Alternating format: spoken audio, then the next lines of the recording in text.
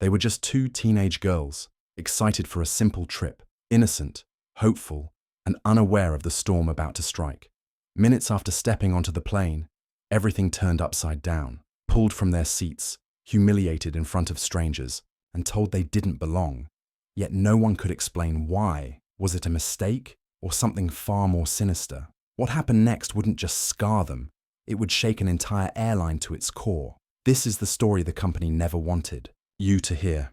It started like any other day. Maya and Alia, twin sisters, just 16 years old, were buzzing with excitement. Their bags were packed, their playlists ready, and their minds filled with all the possibilities of the trip ahead. For them, flying wasn't just about reaching a destination, it was part of the adventure. They weren't troublemakers. They weren't loud or disruptive. They were simply two young black girls, dressed neatly in matching travel hoodies and sneakers, eager to see the world beyond their small hometown.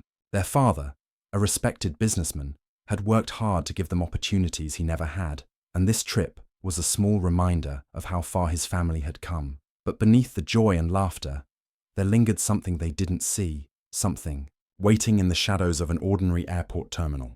The kind of unseen prejudice that doesn't announce itself, but strikes suddenly, without warning. The girls had no idea that before the day ended, their names would be dragged into headlines, and the smiles they carried so easily would be replaced with humiliation and pain. The plane was filling up, and Maya and Alia settled into their seats with the same excitement as any other passengers. They laughed quietly, shared earbuds, and scrolled through their phones as the flight attendants walked by. Nothing about them stood out, except, apparently, the color of their skin. It began with stares. A flight attendant paused longer than necessary at their row, glancing over them with a look that felt less like routine and more like suspicion. The girls exchanged a nervous smile, brushing it off, but the feeling lingered. Then came the whispering, the hushed tones between crew members as they gestured in their direction. Still, the twins tried to ignore it. After all, why would anyone single them out? But within minutes, everything shifted. An announcement called for them specifically. Passengers in seats 14A and 14B, please step off the plane. Confused, Maya and Alia looked around. People stared, curious, whispering. Their hearts pounded as they gathered their things, cheeks burning with embarrassment. They hadn't broken a rule. They hadn't spoken out of turn. Yet, here they were, being escorted down the aisle under hundreds of watching eyes. At the gate, airline staff spoke in clipped, dismissive tones. You'll need to leave the flight. Security will speak with you. No explanation, no reasoning, just cold authority. The twins asked why, voices trembling. But the response was silence, or worse, a vague mention of safety concerns. Safety? Two teenage girls in hoodies with headphones? The injustice was staggering. But in that moment, all they felt was shame. Passengers inside the plane shifted uncomfortably, some recording on their phones, others pretending not to notice.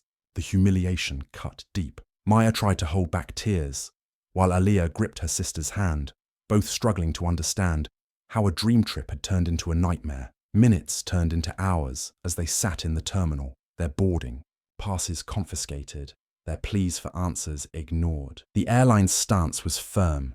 They wouldn't be flying today. It was as if the girls themselves were the problem, treated like intruders in a space where they didn't belong.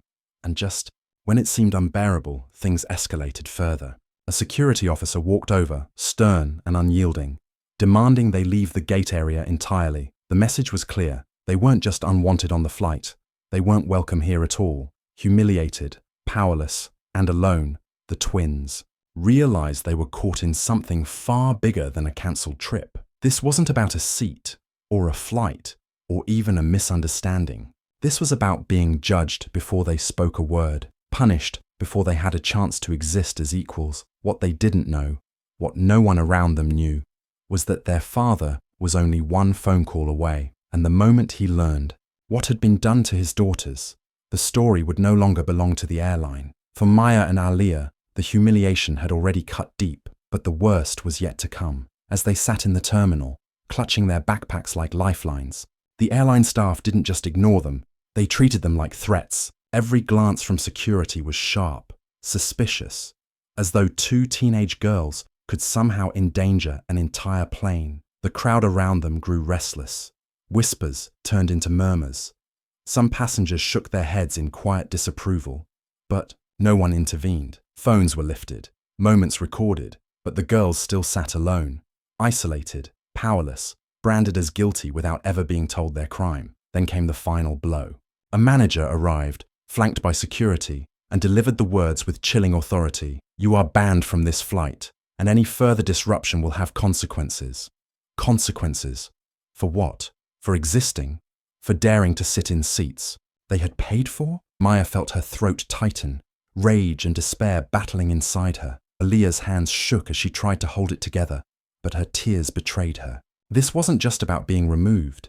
It was about being erased, silenced, stripped of dignity in front of strangers who would board the plane as if nothing had happened. It was in that crushing moment, hearts racing, eyes burning with humiliation, that they realized they had been reduced to nothing more than a stereotype. Two young black girls, punished for an invisible offense, left to carry a wound that no apology could erase. But while the airline believed the story would end here, it was only beginning. Because far away, their father's phone rang, and with one call, the weight of power, influence, and justice would shift the balance entirely. The twins had been silenced. Now, someone was about to speak for them. The call was brief, but its impact was seismic. Within hours, the story of Maya and Aaliyah spread beyond the airport walls. Their father, a CEO with influence far greater than the airline ever imagined, did not scream or threaten. He simply demanded answers. And when the answers never came, he did what few could. He turned the spotlight on them. The company's name was dragged into headlines. Questions filled the news cycle. Why were two innocent girls forced off a flight? Why was safety used as a shield for humiliation? Public outrage grew, and under the weight of exposure, the airline stumbled. Apologies were issued, statements released, but the damage was already done. The twins' tears had become a symbol of something much bigger.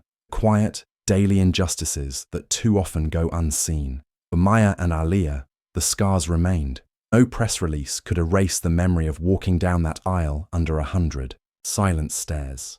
Their story resonated because it wasn't just theirs. It echoed the experiences of countless others who had been silenced, dismissed, or punished for the color of their skin. And that's the truth. It was never just about one flight. It's about a world where ordinary moments, boarding a plane, walking home, shopping in a store, can turn into battles for dignity. So the question lingers. How many more times must stories like Maya and Aaliyah's unfold before change is more than a headline?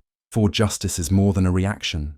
For equality isn't just promised but lived. The world heard their story. The question is, are we willing to listen long enough to make sure it never happens again?